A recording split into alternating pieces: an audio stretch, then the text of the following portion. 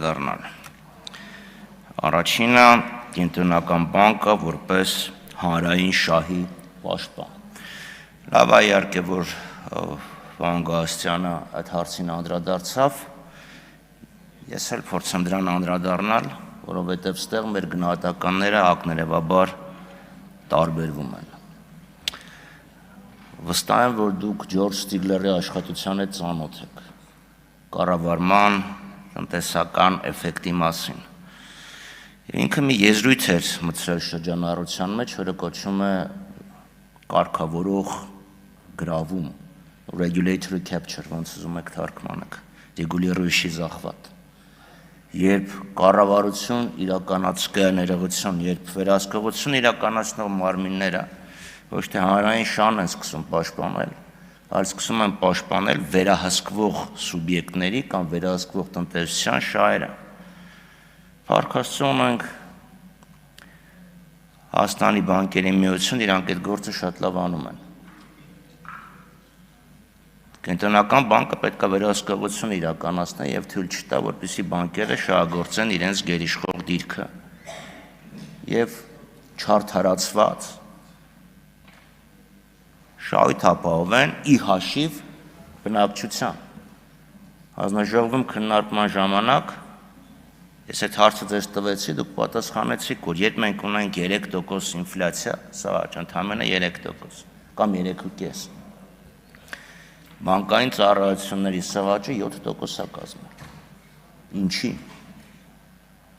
Ինչու՞։ Այդ ինչ հավելյալ ծառայություն են բանկերը մեզ մատակարարում, որ կրկնակի թանկացրել են իրենց շահույթը։ Ծառայություն, լավ, շահույթը չասեմ, լավ, իրենց ծառայությունների գները։ Ոչ հավելյալ նոր պրոդուկտներ են մտել շուկա։ Ֆինտեխ դրա մասին չեմ խոսում, այսինքն ուղղակի պարզ կոմերցիոն բանկերը ինչ հավելյալ ծառայություններ են մատուցում։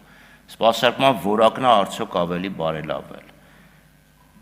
Application-ները լավ, on-line banking ավելի բարելավել է, թե չէ։ Վերջերս բանկերից մեկը բարդացրել է, որ ինձ տարիներ շարունակ այդ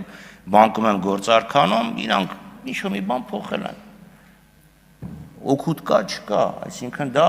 չի արվում։ Այս խնդիրը պետք է անպայման նայվի։ Տերմինալների մասին բազմաթիվ անգամներ խոսել են։ Սակագների ոչ տոկոսային եկամտաբերության մասին խոսել են։ Մյուս խնդիրը, ասում եք, վարկերի մեջ պահանջարկ կա եւ դա գները ճնշում է։ Հասկանում, ինքը ճնշում է դնում շուկայի վրա եւ չի թողում, որ վարկավորման գները ընկնեն։ Հասկանալի է, բայց միևնույն ժամանակ սրանով հանդերձ բանկերը իրանց առաքելություններից մեկից ոնց որ հեռացել են։ Վերջապես բանկերի նպատակներից մեկը, չասեմ առաջնային, երկրորդային, երրորդային, դա տնտեսության ֆինանսավորումն է։ Բանկային պորտֆելի էական հատվածը, մեծագույն հատվածը գնում է սպառման ֆինանսավորման վրա։ Սպառողական վարկեր, հիպոթեկային վարկեր։ Հիմա հիպոթեկային վարկային շուկան վստահաբար դուք ավելի լավ եք տեղյակ, թվերն ունեք, ես որակական ուսումնասիրությունների հիման վրա դա կարող եմ ասել, որ բացարձակ 90%-ը առաջ, ասում մարդկանց հիմնական բնակարանն է, նենց չի, որ իրանք բնակարան են գնում, հետո այդ բնականը դարձնում են եկամուտի աղբյուր եւ հետեւաբար դա չեն կարող ասել, որ դա ներդրումային բնակարան է, հիմնականում սպառողական բնակարան է։ Մյուս խնդիրը սպառողական վարկերի մասին։ Իհարկե տուն գնելուց հետո մարդիկ նաեւ սառնարան են գնում, բայց եթե մենք նայում ենք սպառողական վարկի միջին չափը, այդ հենանիծածը սառնարանի քառորդի գնի է։ 250,000 դրամանոց վարկերն են գերիշխում։ Այսքան ակնհայտ է, չէ, որ ստեղ երկու գործոն կա, մարդիկ ովքեր չունեն, այս պահին իրանց եկամուտը չի հերիքում, իրանք գնում են վարկ են վերցնում այդ պահին սպառման համար։ Կամ կա ավելի վատ տարբերակ։ Կապենք դա խաղամոլության հետ։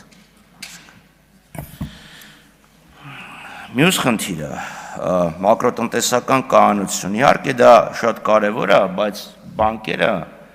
մակրոտնտեսական կայունություն ապահովելուց բացի նաև պետք է նպաստեն տնտեսության աճին։ Հիմա դուք ասում եք մակրոտնտեսական կայունությունը նպաստում է տնտեսական աճին։ Լավ, դեմ չեմ, բնականաբար, եթե չկա կայունություն, աճ չի լինի, բայց կանոնության լինելը աճ չի ապահովում, այսինքն անհրաժեշտ է բավարար պայմանների մասին է խոսքը։ Այսօր այս իրավիճակը, որը մենք ունենք դրամի հետ կապված, ինքը սպանում է մեր արտանող ձեռնարկություններին։ Դրամը անընդհատ ծանրանում է, արտանումները գնալով թանկանում են եւ արտանումների ծավալը նվազում է, կամ աճում է ոչ այնքան, որով կարող էր աճել։ Ստեղ ինձ հիշեցնում է Չերչիլի գնահատականը Լյուֆտվաֆեի պատերազմի հետ կապված, որ ասում է իրանք մտածում են մենակ որ երկինքը գրավելու մասին հաշվի չէին առնում ՏԱԿ-ի օպերացիաները։ Դուք լավ է որ նշեցիք պարտատոմսերի խնդիրը, որ պարտատոմսերի ռիսկայնությունը ընկել է եւ այլն, ամբողջ աշխարհում է տոկոսները ընկնում, դա էլ իր հետ է։ Ինչ որ մի բան արվում է շատ լավ, համեմատած 95 թվականի իհարկե սպրեդը նվազել է, բայց ես հասարակ բան եմ ասում։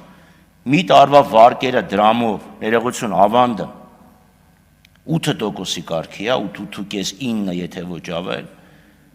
դոլարով 2.5-3%-ի կարգի է։ Այս պայմաններում պետք է փոխարժեքի վարկագիծը փոխվեր։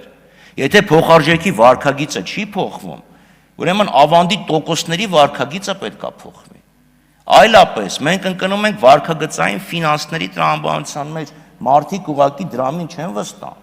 որովհետև չկա խելամիտ պատճառ 400 կամ 375,000 դրամը պայել $1000 մեջ եւ տարվա ընթացքում ստանալ, մի տարի հետո ստանալ ընդամենը 3%, երբ այդ 375,000-ը կարող ես ներդրես եւ ստանաս 9%։ Չկա տեղ տրամաբանություն։ Պարտատոմսերի մասն եք խոսում շատ լավ, այդ դեպքում խզումը պարտատոմսերի շուկայի եւ բանկային շուկայի միջեւ։ Դա ինչով է պայմանավորված։ Եվ մի հարց կա, որի հետ ես ձեր հետ լիովին համակարծիք եմ։ Ստեղ իրոք պրոբլեմ է, բանկերի հետ խոսում ես, ֆինանսական կազմակերպությունների հետ խոսում ես, ստեղ մեզ մոտ ճիշտ անցյալ աշնաններ, բայց նաև կենսաթոշակային ֆոնդերը եկան, մարդիկ ինչ են բողոքում, ասում են, որ մեզ հարցերի բարձրացրեց, ասեն, բանկերը ֆինանսավորում են սպառումը։ Իրական տնտեսության մեջ փող համարյա չի գնում, ասում են, ձեռնարկություն կա, որ վարկավորենք, կամ ձեռնարկություն կա, որ ներդրում կատարենք։ Firebird-ի մասին նոր ասեցիք, անցյալ տարի այդ հսկայական փողերը ամեն մի կենսաթոշակային ֆոնդ ընդամենը մի իրական ձեռնարկության մեջ էր ներդրում կատարել։ Մեկի պարագայում ես կասկածներ ունեմ, որ այդ փողը Հայաստանից դուրս եկել գնացել է Իռլանդիա։ Բայց մենք ինչ դինամիկ աճող տնտեսության մասին ենք խոսում, եթե բանկերը ունեն լիկվիդայնություն, սարսափելի մեծ լիկվիդայնություն, բայց օրը ցերեկով լույսի ճրակով փորձում են վարկունակ ձեռնարկություն գտնել։ Իհարկե կասեք դա կենտրոնական բանկի գործը չի, փոխարժեքների մասով կարող այդքան համաձայն չլինեմ, բայց իհարկե դա կառավարության խնդիրն է։ Բայց այդ դեպքում մենք պետք է տեսնեինք հստակ ուղերձ կենտրոնական բանկից կառավարությանը, որ մենք չունենք վարկունակ, բանկունակ, bankable ձեռնարկություններ։ Պրոյեկտների մասին չի խոսքը, տնտեսության մասին է, ձեռնարկության մասին է խոսքը։ Լավ, շատ համառոտ մյուս հարցի մասին։ Շատ հաճախ մեր քաղաքացիները գալիս է բողոքում են, ասում են, լավ, մի տարի, 2 տարի, 3 տարի առաջ ինչ որ փոքր մի հատ խախտում եմ արել, ընկել եմ սև ցուցակի մեջ, չեմ կարողանում դուրս գալ։ Այս հարցը լուրջ քննարկման առարկա պետք է լինի, այսինքն ես հասկանում եմ, որ բանկերը իրանք իրանց ռիսկային քաղաքականություն ունեն,